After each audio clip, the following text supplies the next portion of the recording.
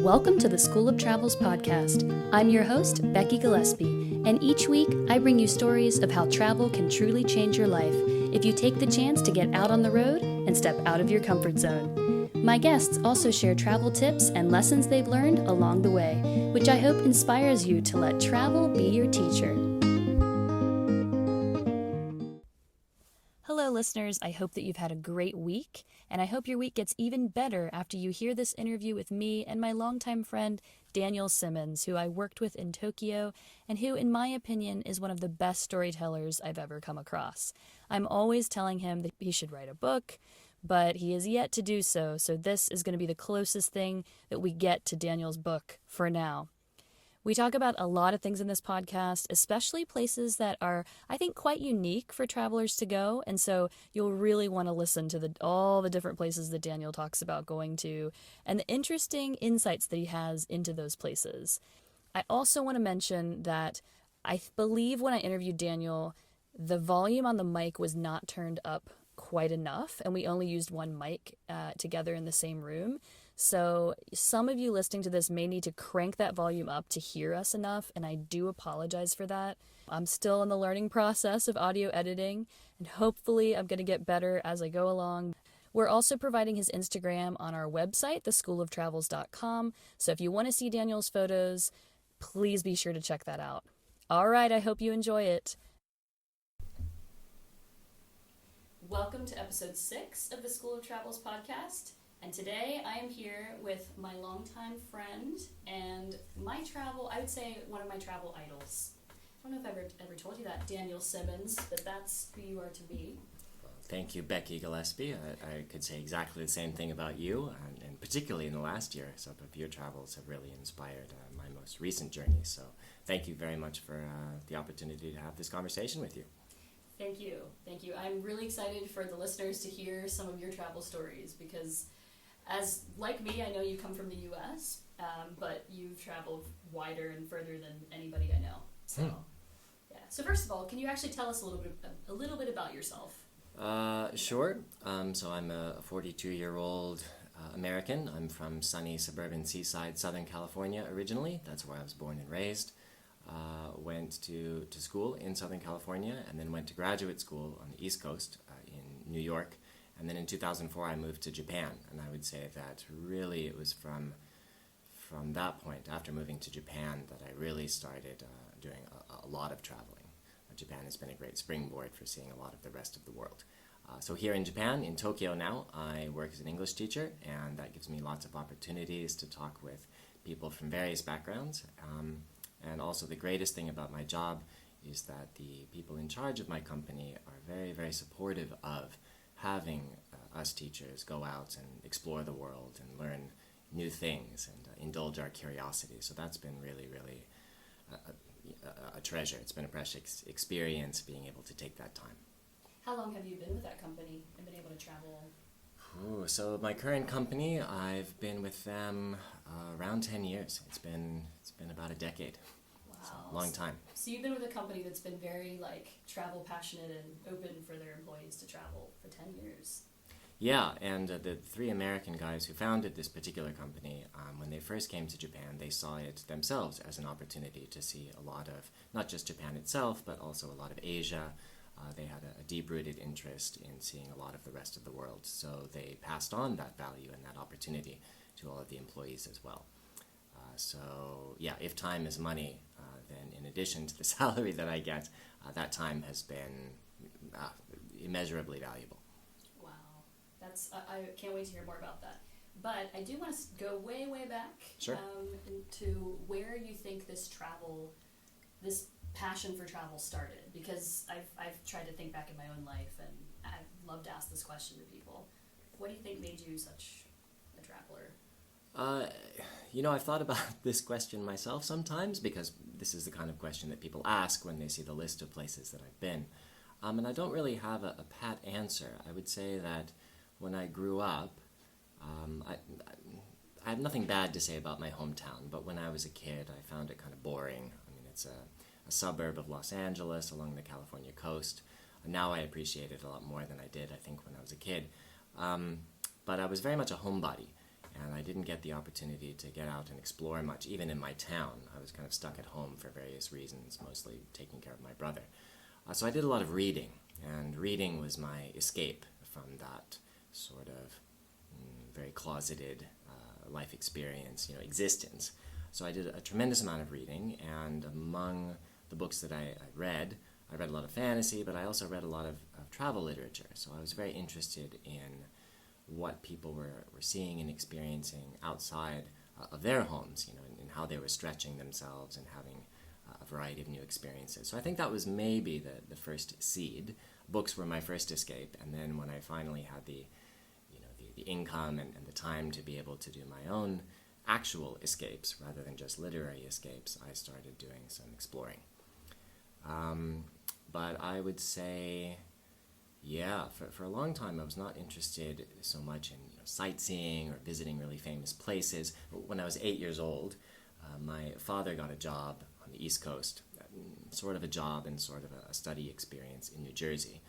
As I said, I was living in California, but my family decided that rather than have my father be absent from our lives for a year, we would accompany him. And rather than take the airplane out to the East Coast, we decided to make a family road trip of it. So we took 2 weeks in the car, going across the states from California to New Jersey, hitting up any number of places along the way.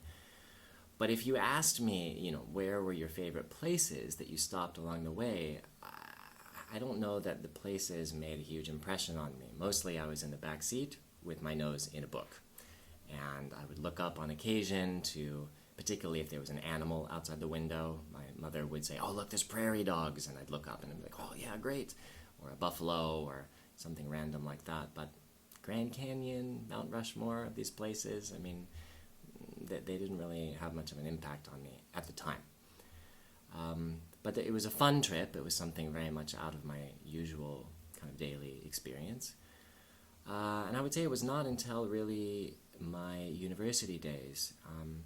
I was a junior in university when I took my first trip outside the country, and that was with my mother to the UK and to Greece. And that was great because I could finally experience, directly all of these places that I had just seen or read about in textbooks.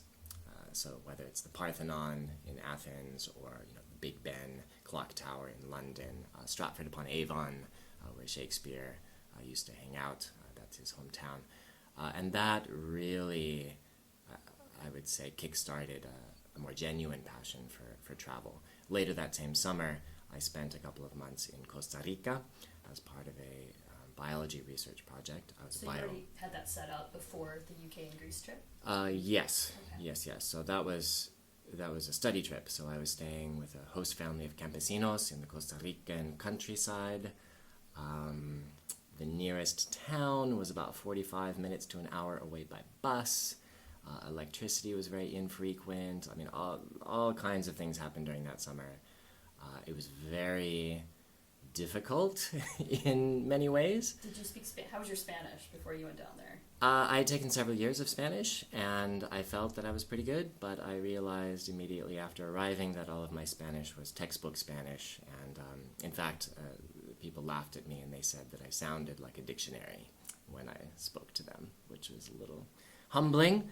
But by the end of that time in Costa Rica, I felt I was pretty fluent, and I loved it.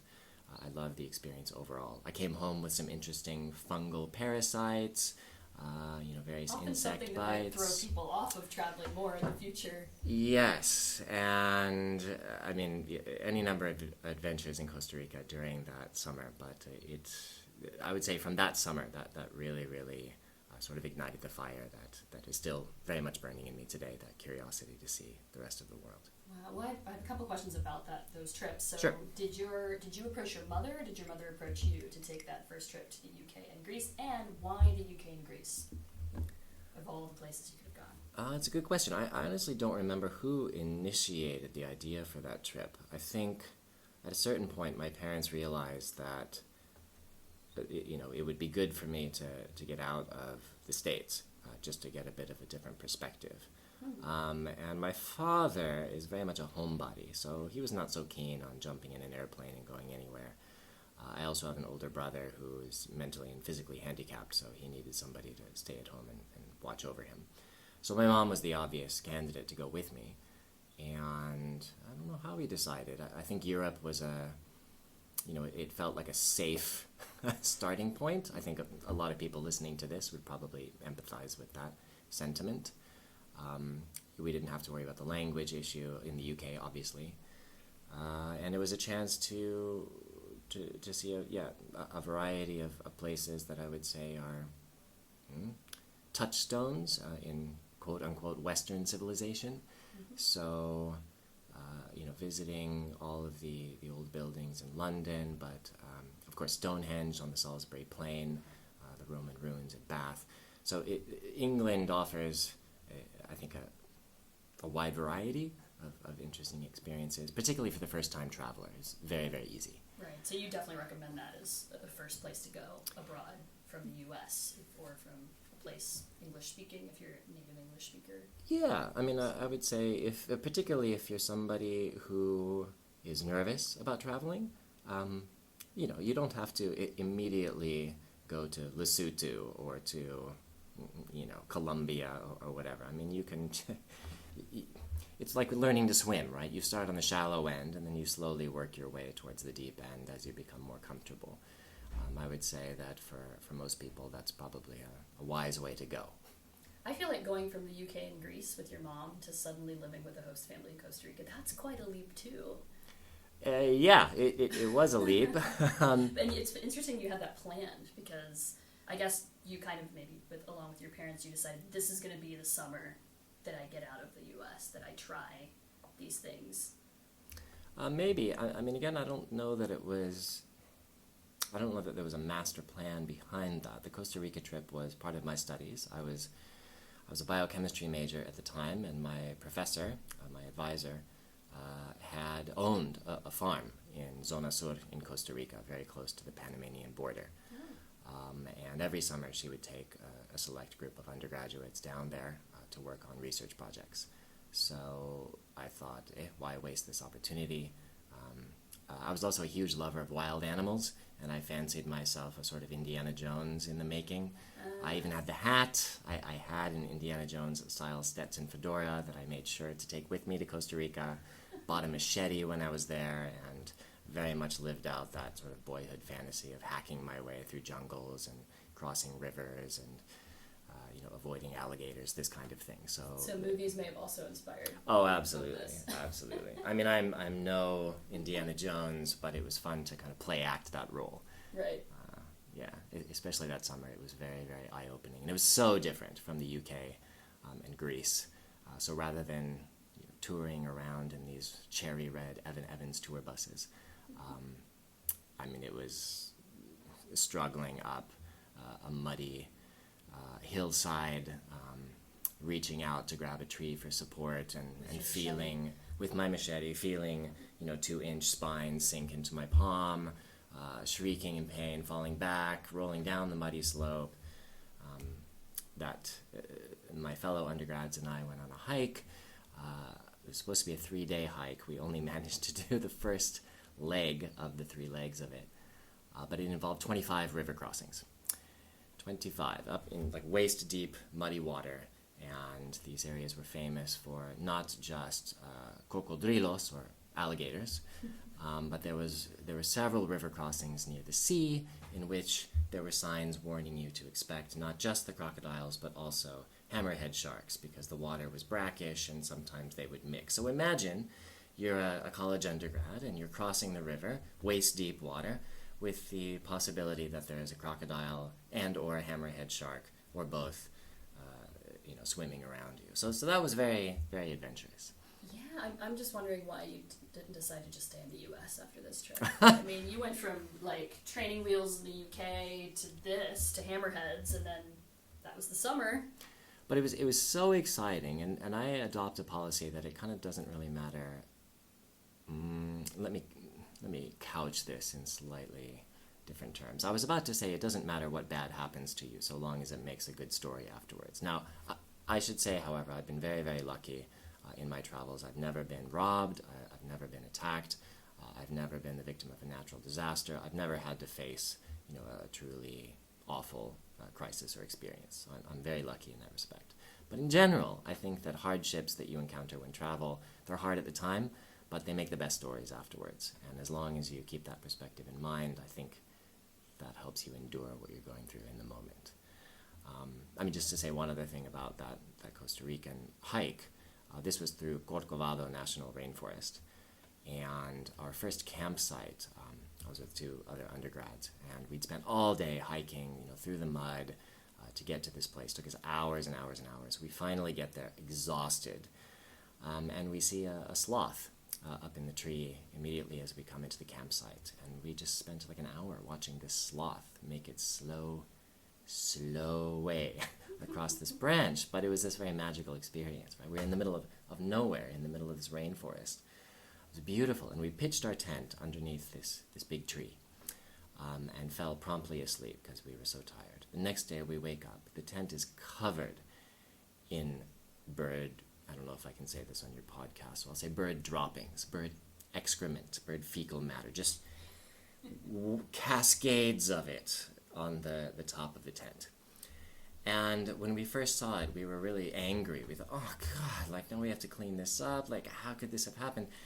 And then we looked up, and there was a toucan nest in the tree above us. And suddenly, this avalanche of excrement that was on our tent became something really magical. It wasn't pigeon droppings. It wasn't seagull crap that I was used to in my hometown. It was toucan excrement, and there was something that made that somehow totally bearable.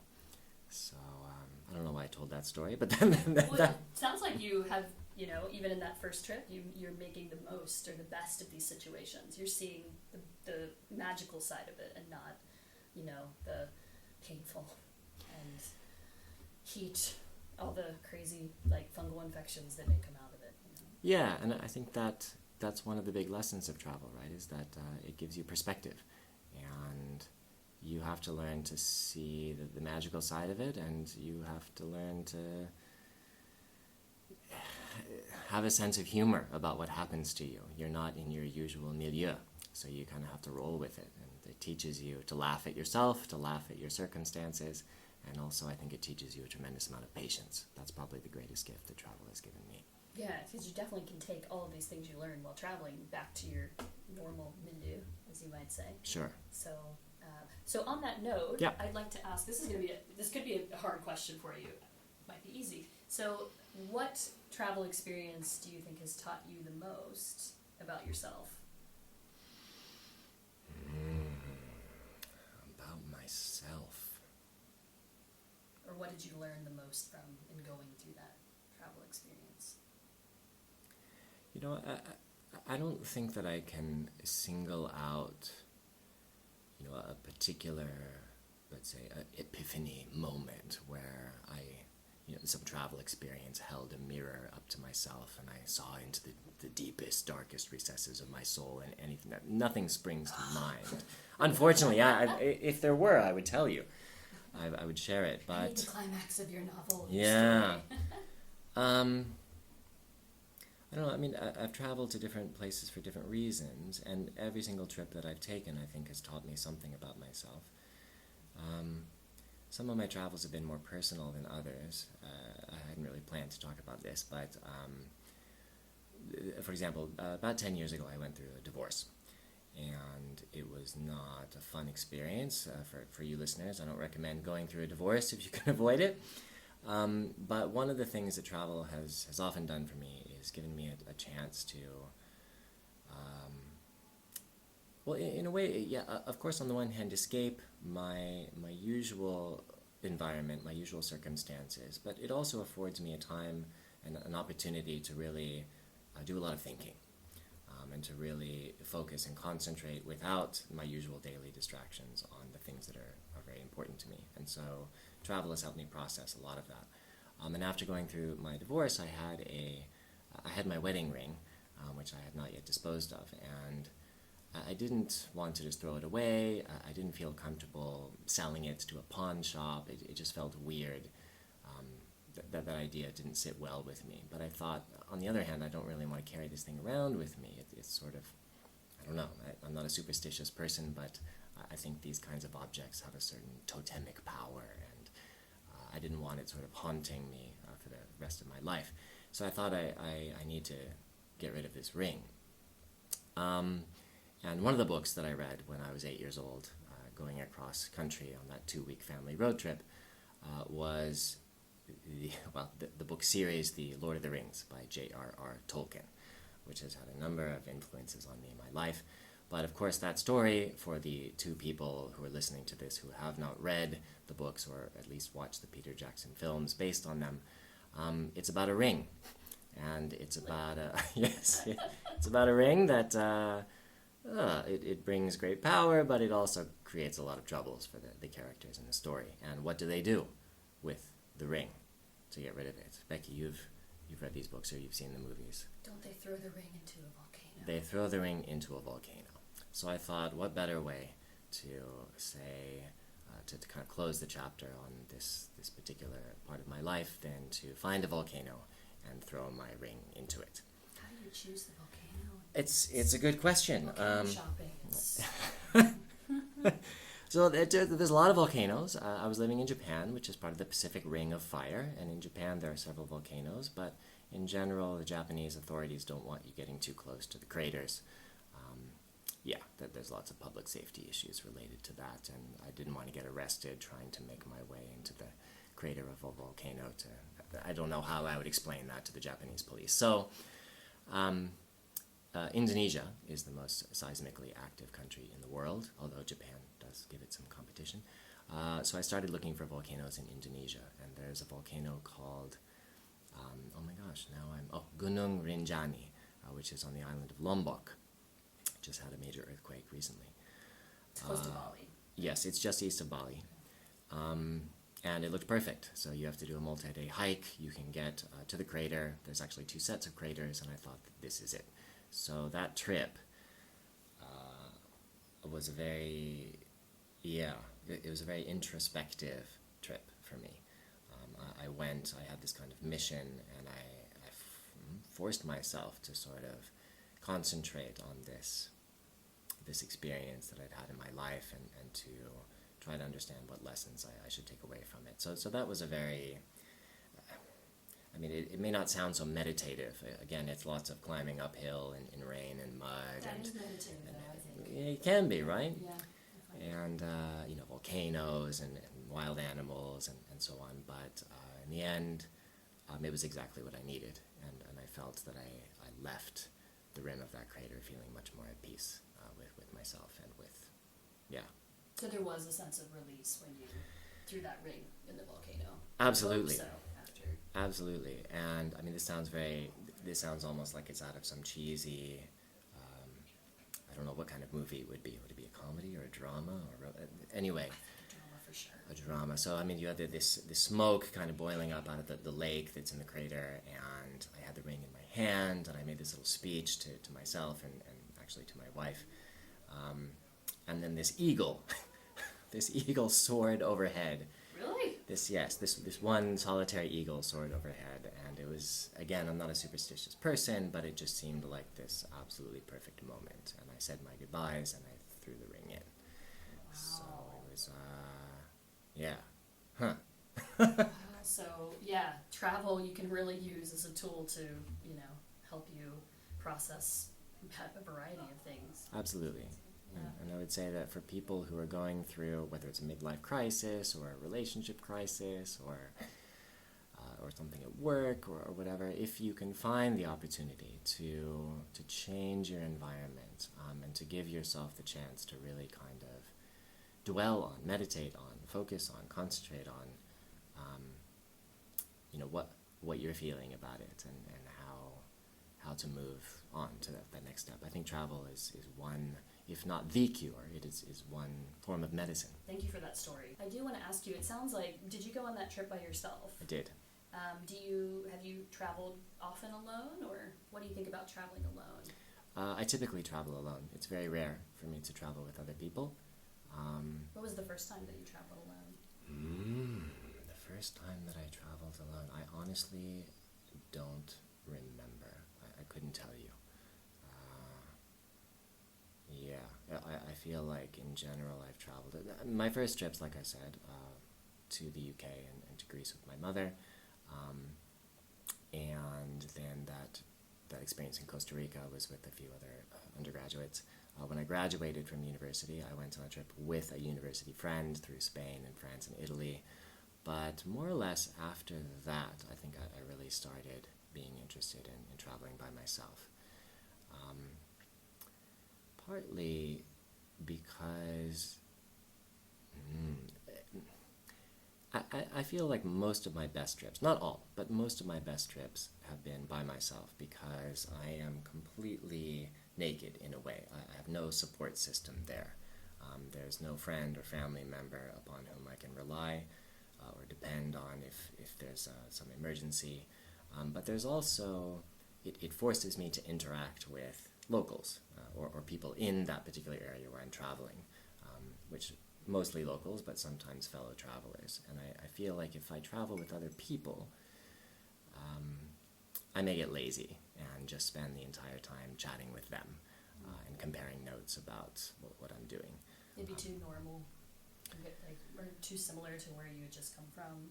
Yeah, I feel like I'd be carrying around this sort of bubble of my usual life, and my major goal in traveling is to get out of that usual framework and explore something new and force myself to embrace the novelty of where I am and what I'm doing.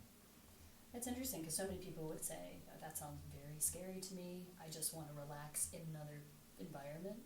Why do you think it is that you view travel in that way? I mean, it depends on what you're looking for, right? Like, people travel for any number of reasons. I think that I don't travel to relax. And if you want to travel to relax, all power to you. You know, go to a beautiful beach in Thailand and spend 5 or 6 days sunning yourself, on the sand and enjoying those turquoise waters. I will not criticize that in any way, shape, or form. But I don't travel for that reason. I travel to, this sounds really generic and cheesy, but I really do travel to broaden my perspective of myself and of the world.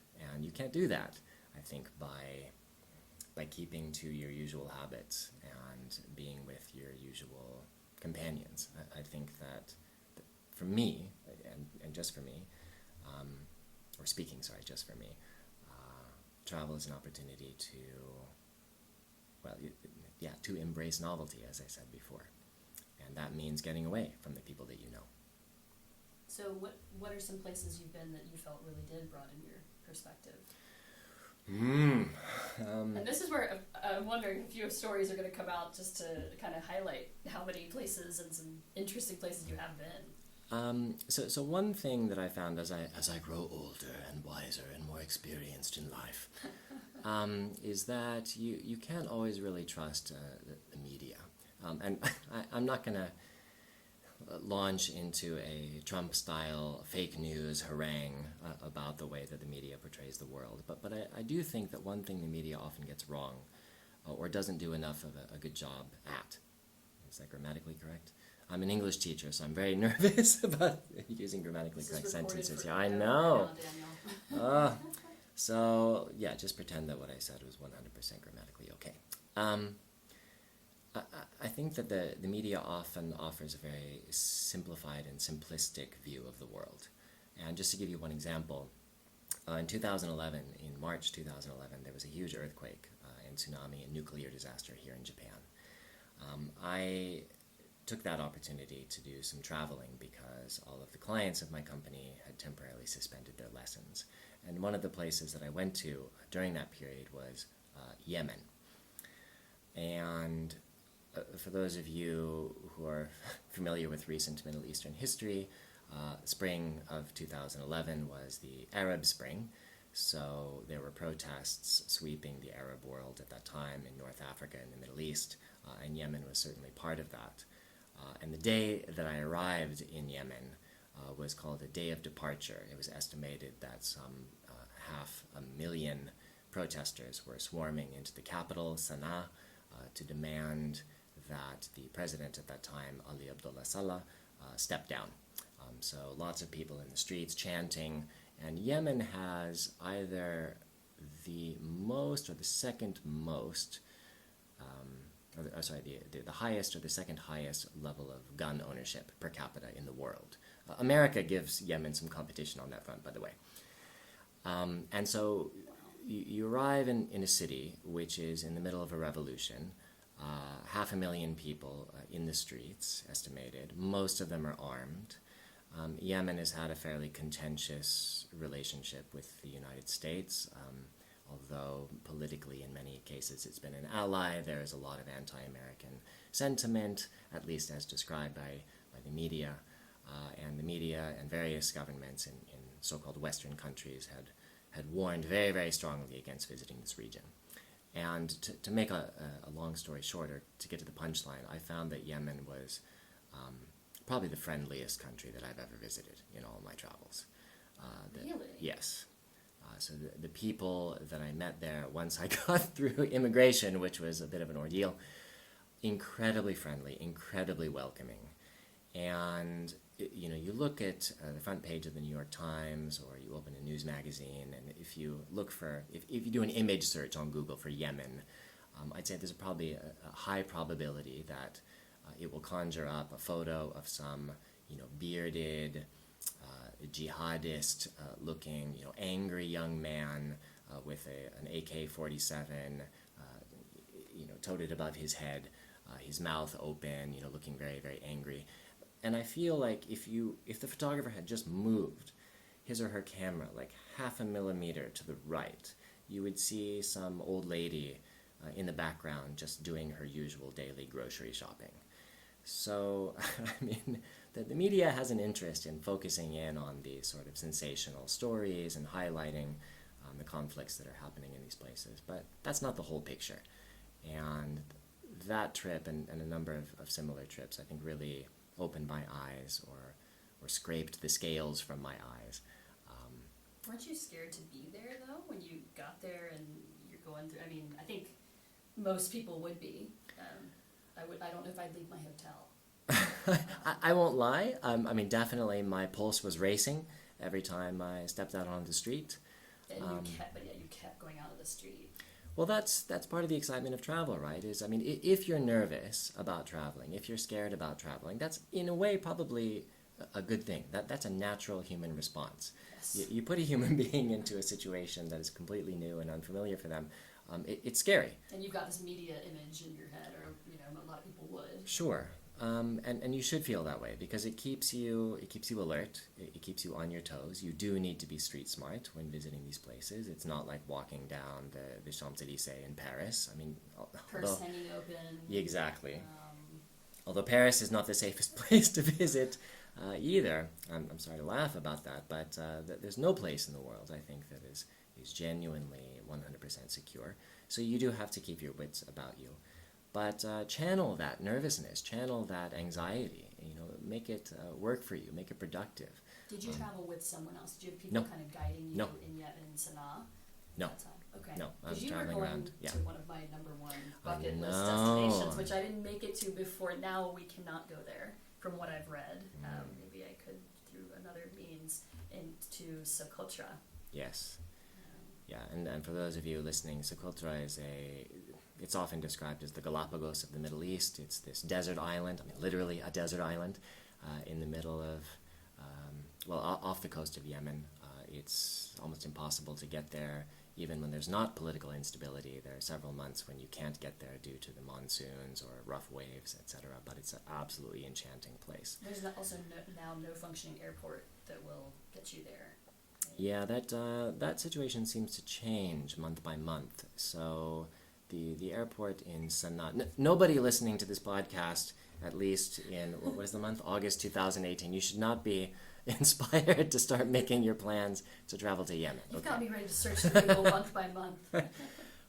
Very, very unstable at the moment, and the airport in Sana'a, at least last I checked, the international airport is, it's half in ruins. Socotra is occasionally reachable via Dubai, or other places in the Middle East, so it's worth checking from time to time. But yeah, that place is amazing. Probably the single most unique landscape that I've ever seen in all of my trips. Now, on Socotra, this island, I did have a guide. It's impossible to wander around by yourself, in my opinion. I don't see any practical way to do it. It's not a tiny island, is it? I mean, you It's need not. road transport to get around, and I don't imagine there's that many paved roads. Right. There is some. There is some very, very meager infrastructure there, and I'm sure things have. Well, I'm not sure that things have improved since 2011, but it would be hard for it to be any less bad than it was at that time. So yeah, you need a good driver, you need a four-wheel drive vehicle, and you also need to be prepared to do a lot of hiking.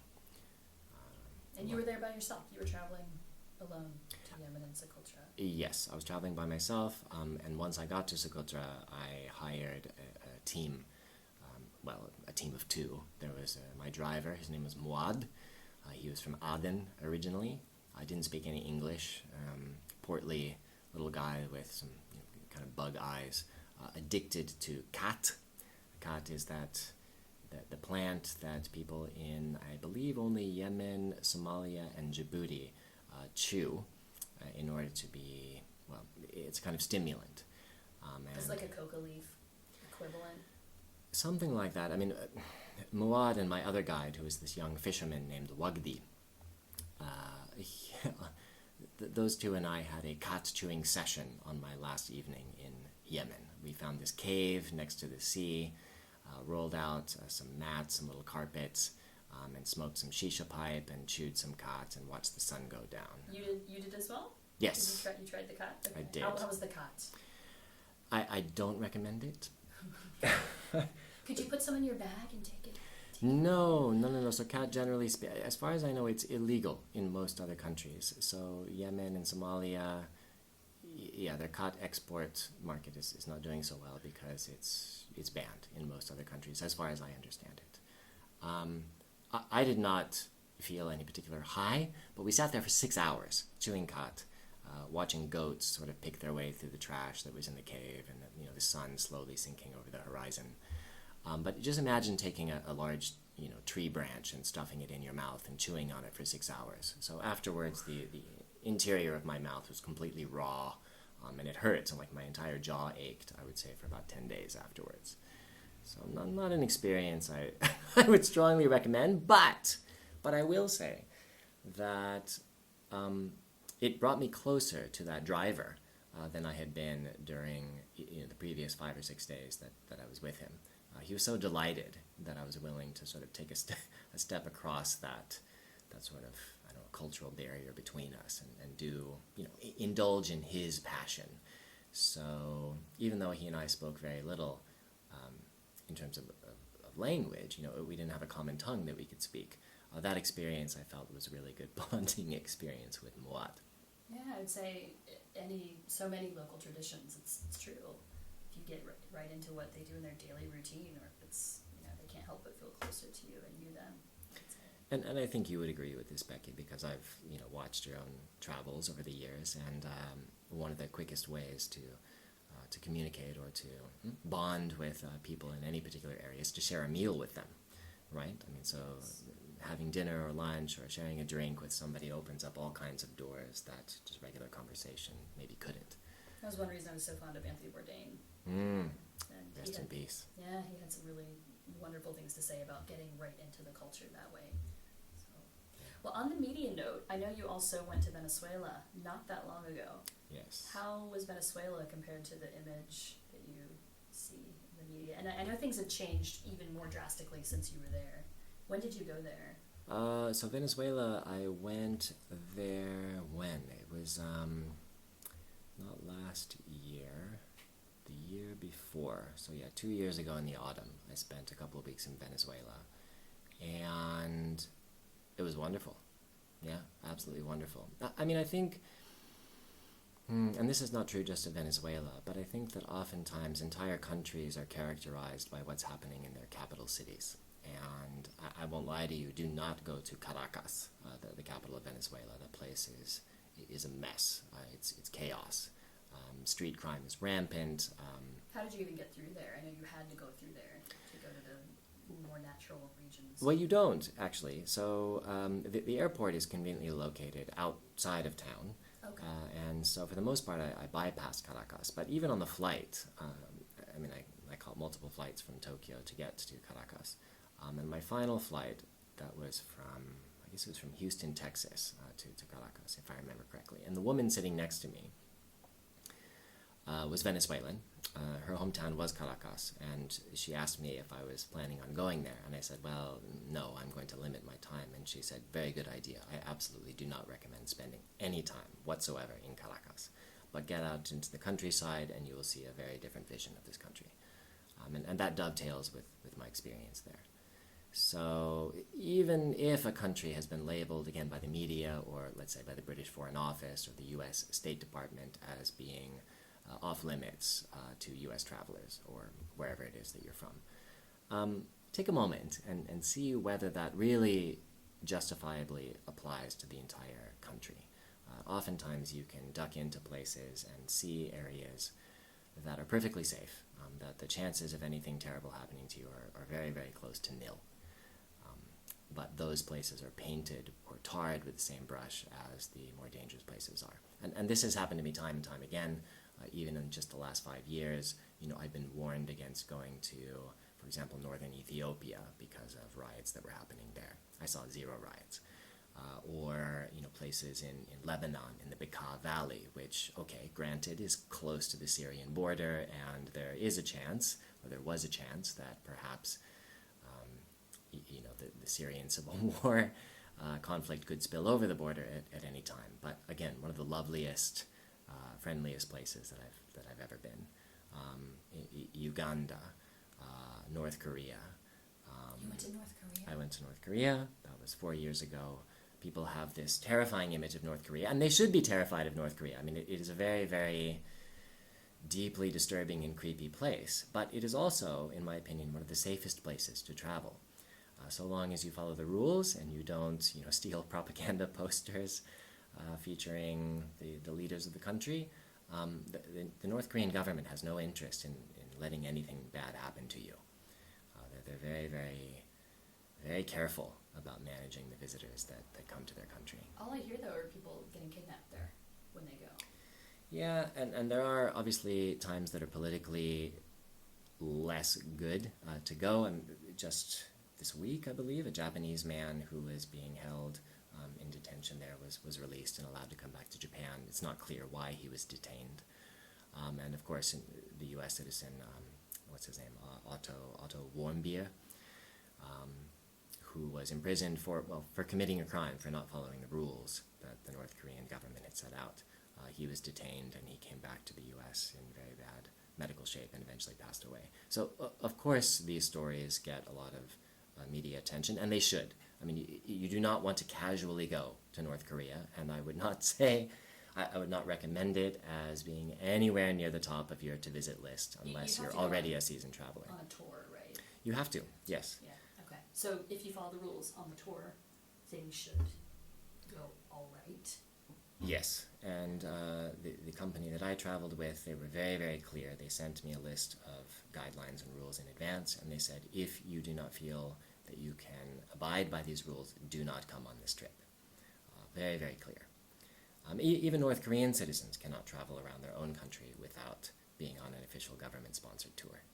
So, how do you feel about going to countries where the government is painted with such a terrible, and is documented as doing terrible things? And so how do you feel about going? Because I've talked with my mother about this, especially with North Korea. Right. And she said that she would not want her tourist dollars going to North Korea by going there. I think that's a very valid point to make, and I would just say that on the one hand, I agree with that sentiment. I sympathize with that sentiment. On the other hand, and just to use North Korea as an example of this, yes, your tourist dollars are going towards basically financing a totalitarian regime. On the other hand, if anything in North Korea is going to change, it's going to have to start at the level of the citizenry there. They don't have YouTube. They don't have access to the internet to learn. Well, some parts of society do, and one of the more fascinating things about that particular trip was talking with our guides, who are North Koreans, and they have access to the internet. And we were allowed to bring our iPads, our iPhones, and they would watch episodes of American TV sitcoms with us on the bus. Do they have Facebook? Unlike mainland China, they have access to... I don't know, what their social media footprint is like, but certainly the children of the elite families or people who are put in positions to interact with foreigners, they're very, very surprisingly cosmopolitan. Now, they have a certain vested interest in keeping the regime going because they benefit from it. At the same time, I felt like I was able to have a few, not many, but a few, what I felt were unguarded conversations with my guides. And that was very eye-opening for me. You realize that these people are not just robots, they're not just automaton-like organs for the regime. They do have their own individual hopes, fears, dreams, and occasionally, especially when we were drinking, they would let that kind of thing slip. But more importantly, even than the official government tour guides who come from this elite background, were the citizens that we would interact with during our trips. So that particular trip in North Korea, and it was with a group, because basically you have to go with a group, we spent 10 days wandering around any number of areas in the country. And even though nobody in my group spoke, actually there was one Finnish guy who did, one Swedish man who spoke Korean, South Korean, and so he was able to communicate to a limited extent with some of the just ordinary citizens, fishermen, pool hall, pool players. Now they're not going to be suddenly launching into criticisms of Kim Jong-un and sharing, all of their worries and frustrations with us. But those sorts of simple interactions between non-North Korean tourists and the North Korean citizens, I felt that has to have a sort of cumulative impact over time. A perfect example of this is that there was an American man and his wife, who's from the Philippines. They brought their 8-month-old baby son with them on this trip. And on day number 1, when we all got into the Air Koryo plane that was going to take us from Beijing to Pyongyang, I looked at this family and I thought, you have got to be kidding me. First of all, who brings their 8-month-old son to to North Korea? And second, this kid is going to be crying like the entire time. We're going to be stuck on a bus with this kid for hours. It's going to be miserable. That kid was the best behaved child I've ever witnessed in my trips. Totally chill. With you for the whole 10 days. With us, for the entire time. And the reason why I bring him up is not just what I thought was a very interesting choice to bring somebody that young along on this trip to this particular place, but how can I explain this? Every single time we got off the bus, this couple would unload the baby stroller. And this baby stroller was this perfect piece of 21st century baby transportation engineering. I mean, it had multiple moving parts. It would fold, unfold. I mean, the wheels, it was like an all-terrain baby stroller. I mean, this thing could move. And seeing the expressions, the facial expressions of the North Koreans as they saw this stroller. So it wasn't even the baby, it was the stroller. I mean, the baby was also fascinating to them because it was like a mixed-race baby, and I mean, I don't think they'd ever seen a tourist, like a tourist from outside that was that young. But the baby in combination with this stroller and seeing this piece of technology, I didn't see a single stroller when I was in North Korea, among the North Koreans. It's like they would just throw a baby on their back, or they'd be carrying it, or you wouldn't see the baby at all. So this this thing that you could buy on Amazon.com or go to, Toys R Us doesn't exist anymore. But anyway, this stroller, I mean, just witnessing that stroller, I think was a huge eye-opening experience for the North Koreans that we encountered. And that's my single most impressive memory of that trip. There were any number of things that happened during that trip, but that, seeing their expressions change and their eyes widen when they saw this contraption as it was unfolded out of the bus. I mean, that I think makes going to North Korea worthwhile. What an interesting experience to see those reactions over the course of that many days. Yeah, yeah. And sorry, just to go back and make one other point. I think, yes, when you go to visit a country that is run or managed by a regime that you don't agree with, or under a political system that seems very repressive, and people are suffering any number of human rights abuses there. I'm not always sure that simply ignoring such countries or failing to engage with or interact with such countries is the long-term way to go. I don't think that's necessarily a solution. And you may feel like you're punishing the regime, or at least not rewarding the regime by not visiting there. But I think you have to separate the political system from a place's citizens. So even if you don't agree with the government or the governmental policies that are in place, I think you can still do a lot of good by going to visit these places, by showing a certain amount of solidarity with the people that you meet. I felt that way, for example, when I went to Myanmar, before its kind of democratic revolution. Revolution is perhaps too strong a word to use in this case. But certainly Myanmar has been under democratic transition, and for a long time, even Aung San Suu Kyi said, don't visit Myanmar, don't reward the military junta with your tourist dollars.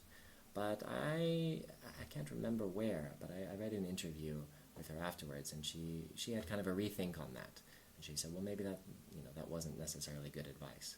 So if Aung San Suu Kyi can change her mind about this, and I know she now has a lot of criticism leveled at her for what's going on with the Rohingya, but for a long time she was one of my role models, and I feel like if she can have a rethink on this, then a little bit of traveling in such places is not going to be a negative thing. I still want to believe that people are inherently good, and these borders have just been created by man, and we're just born where we're born, and we can't judge the whole country Absolutely. by its political regime. So I just, not a disclaimer, but a travel advisory of my own. I mean, if you're considering going to any of these places that are, let's say, whether they're quote-unquote axis of evil countries or they just seem very off the beaten path, unstable, of course, don't go there casually. I mean, take your time, do a lot of research. I know you would, but for listeners of this, anybody who's considering a trip to some place that is politically unstable, definitely do your homework in advance.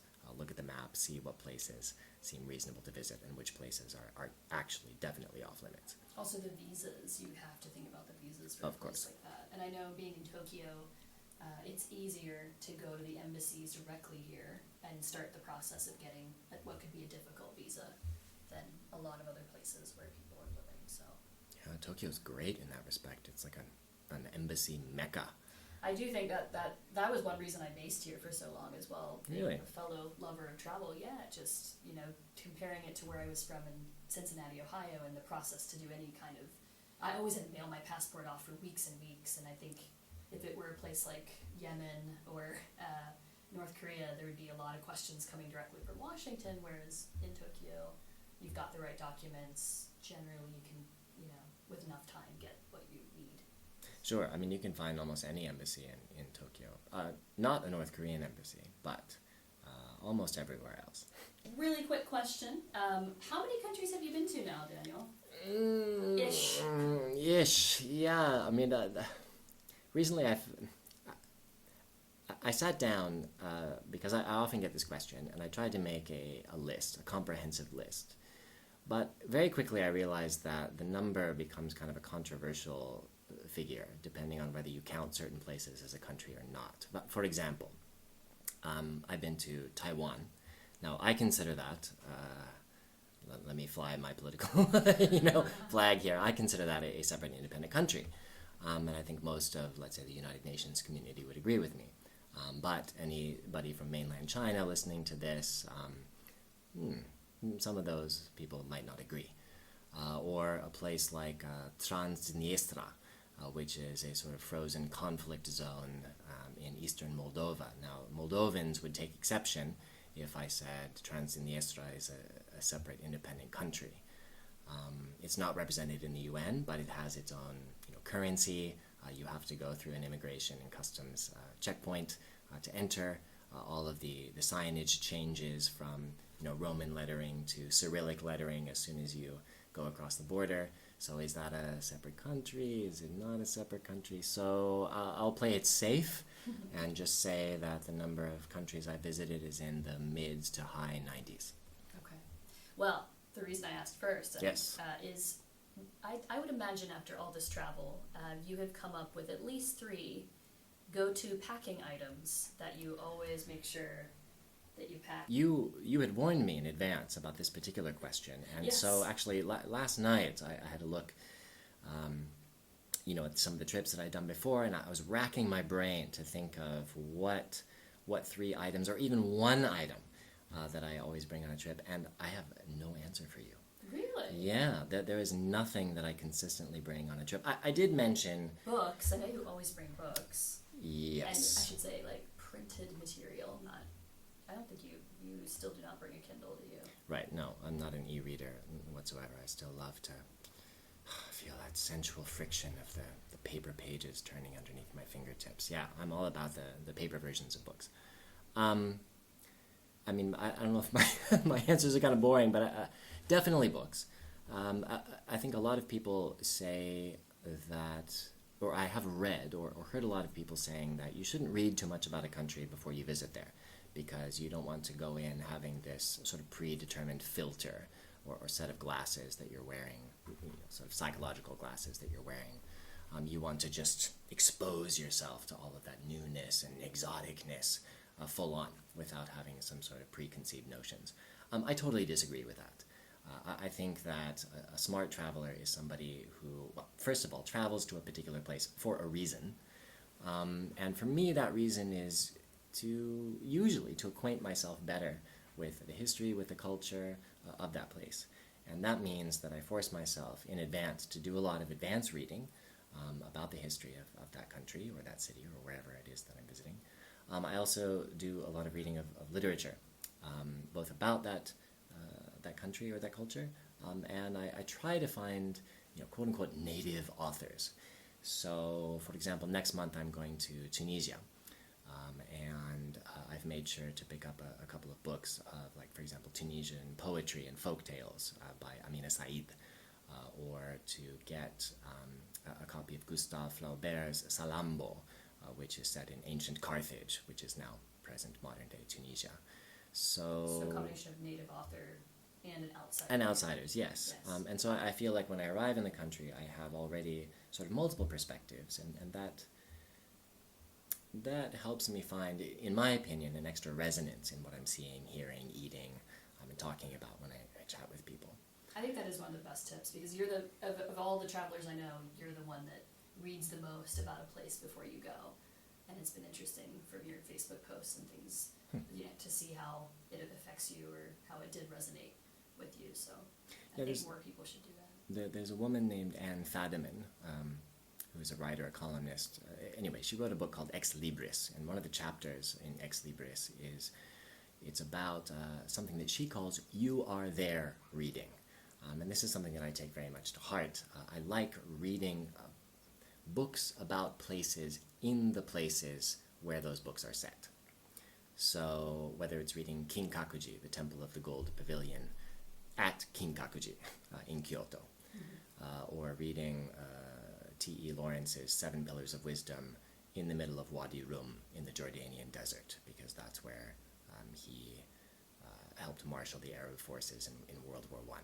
So there's something about reading such books in the places where the action of those books takes place that makes both the book and the place more interesting for me. So yeah, I don't know if I could say that's an item or a specialty item, but definitely I always bring reading material. The only other thing I came up with, and this is going to sound super lame, is dental floss. No, that's important. So, like, generally, I don't think I'm so OCD, but I often find that a few days into a particular trip, if I have not brought my dental floss, I start feeling very anxious about the state of my mouth and what's between my teeth and so on. And how did you have the cot? Exactly. Well, I did bring dental floss on that trip, because it was going to be a long trip. Was it like I made sure to alternating? pack it. Back and forth? Although I don't think I couldn't floss my teeth for several days after that. It was just too painful. Well, thank you. I think that's more than enough. You don't need to, rack your brain for things that don't exist. Yeah. You're going to Tunisia next. That's your next travel challenge. Yes, although I should say that Tunisia is probably not likely to be so challenging. The reason I'm going to Tunisia is because Tunisia is the current gateway to Libya. And yeah, Mom, Dad, if you're listening to this, to this episode before mid-September, yeah, you just might want to turn down the volume at this point and wait a couple minutes. I know your mom has endured quite a bit over the years, Daniel. Your mom has just turned to drugs to calm herself down from all the places in your life. She's a trooper. Yeah, she's a trooper. I think she's kind of, shrugged at this point and said, okay, he's going to do what he's going to do. I have assured her that, I'm not going to plonk myself down into the middle of Damascus anytime soon. But anyway, I will be going to Libya in mid-September. Yes. Okay. It's kind of a regret of mine that I didn't have a chance to go before 2011 in the Arab Spring, because that country is currently, not to put too fine a point on it, it's a mess. How did you get the visa? How was the visa process for that? Actually, I haven't yet gotten my visa. I'm expecting to get my official letter of invitation any day now, but that's been a weeks-long process, and it's still in process. So I may not end up going to Libya, but fingers crossed that all of that will come together this week. I won't bore you with the bureaucratic details, but it involves talking to a lot of different people in Libya and then also here in Tokyo and coordinating a number of different forms and proofs of residency here and there and et cetera, et cetera. I would generally say, I always, for places like this, I like to go on tours, especially because I'm a woman. But so these places, though, are very interesting because they're off the beaten path, so to speak, and you're getting all these, I feel like these experiences that feel so legitimate. Yeah, I don't know. I mean, a lot of travelers, I'm sure you've encountered any number of people like this in your own travels. There's a lot of talk about like authenticity, and I think there's a certain amount of growing desperation among a certain crowd of travelers that all of the authentic, unique, untouched places in the world are now gone. They've gone the way of the dodo and they no longer exist. Or if they do exist, you have to take a 2.5-week hike somewhere into the inner Himalayas and find some hermit sitting on a mountaintop, and maybe he hasn't seen anybody in years. So the world is always changing, and I think as I travel more, I've sort of given up on this idea of authenticity. I mean, people and places are always in transition, but certainly some places are more in transition than others, and some I tend to like to go to places where there are not a lot of other travelers, which is, I mean, I realize I am a traveler, I am a tourist, and it's silly for me to badmouth or to poo-poo the presence of other travelers. But I do very much like going to places where if I do see other people, other travelers there, it's because they've seriously committed themselves to going there for whatever reason. They're not doing it casually. They're not doing it sort of on a whim. They have some sort of deeper reason for being there, and I respect and appreciate that. And I also love it when I go someplace and there's nobody but me who's there. I see. To really get into that state of whatever you're working out in your life for a variety of reasons, but yeah. Well, do you have any advice for someone who is kind of, trepidatious about doing this whole further abroad travel thing, or even going out of the country for the first time? Right. How do you turn that trepidatiousness into intrepidity? Exactly. I would say go at your own pace. Don't feel the pressure, particularly in this age of social media, where you call up Instagram or Facebook or Snapchat or whatever it is that the kids are using these days, and you see these very sort of carefully curated versions of people's astonishingly adventurous and beautiful lives. I mean, don't feel like on your first trip you have to conquer Everest, or that you have to stay in some 5-star Venetian, canal-side hotel. I mean, start slow and be comfortable with that. I would say even thinking about getting out of your usual environment is a really important first step. taking a moment to realize that what is around you is maybe not everything that there is, to see in the world or in this great universe. It's particularly and this message is directed especially at Americans, I think particularly in this increasingly polarized and sort of culture war entrenched environment that we have in the States right now, it's especially important to step outside your comfort zone, or at least just to be willing to extend your hand across that aisle or take a step outside of your usual limits and boundaries and try to see the other side, try to see things from a different perspective. And that could mean jumping on a plane and riding a camel in the Sahara, but it could also mean just getting in the car and going a couple of townships over and sitting in a local cafe and chatting with the bartender there or something. Get out of your comfort zone. I think you'll benefit tremendously from that. Well, thank you so much, Daniel, for taking this time. And I just have a last question here. Is there any place that listeners could follow you or check out some of your travel photos if that's what you would like to do? Yeah, sure. So, I'm not particularly active on Instagram, but I'm fairly disciplined about every Friday. I post one travel photo from a previous journey on my Instagram account. With no hashtags. With no hashtags, yes. So I'm not keen to be swallowed into the Instagram vortex, as it were. But if you're interested in seeing some photos of the places that I've been, I've posted some not half bad ones. You can find me at Ichigo Ichie 916. Ichigo Ichie is a Japanese expression, one of these expressions that's kind of impossible to translate perfectly into English, but it basically means this one moment once in a lifetime. It's kind of the Japanese equivalent of carpe diem.